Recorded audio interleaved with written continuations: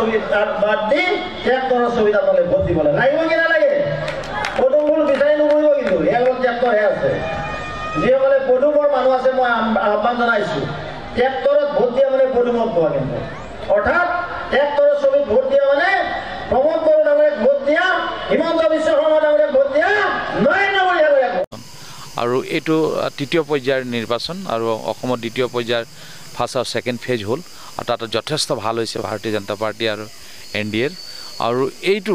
4টা আছে 7 তাৰিখে পৰহি দিনাখন তাতো ভাল হ'ব কাৰণ কোকৰাঝাৰ ভাল হ'ব কালি মই এই যিখন ফাতেমা বাগানখনত কালি ৰাতি মই বহিছিলোঁ আৰু মানুহবিলাকৰ পৰা জানিব বিচাৰিছিলোঁ যে বাগানৰ ভোট কোনফালে যাব আৰু তাৰপিছত আমি গম পালোঁ যে বাগানৰ ভোট ৰাইজে ইতিমধ্যে ৰুলিং গভৰ্ণমেণ্ট লগত অৰ্থাৎ আমাক UPPLক ইতিমধ্যে দিবৰ কাৰণে সিদ্ধান্ত লৈছে আৰু সেইকাৰণে কৈছোঁ যে ইয়াত ভাল হ'ব আৰু এইবাৰ হিৰাহৰণীয়া নাই আৰু সেইকাৰণে মানুহবিলাক দুধুৰ-মুধুৰ হৈ গৈছিল যে যিসকলে ভোট দিছিল যে আমি কাক দিম কিন্তু তেওঁলোকে সিদ্ধান্ত লৈছে দিল্লীত নৰেন্দ্ৰ মোদীয়ে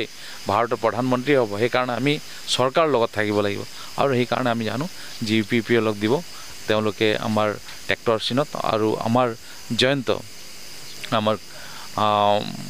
ডাঙৰীয়াই বহুত ভোটৰ ব্যৱধানত কোকৰাঝাৰ লোকসভা সমষ্টিত জিকিব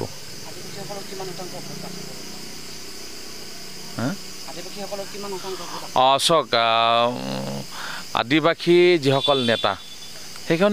তেওঁলোকে UPPLৰ লগত আছে আপোনালোক কৈছোঁ মই কালি মোৰ লগত তেওঁলোক আছিলে আৰু ইয়াৰ পৰা অনুমান কৰিব পাৰি আমি 80% ভোট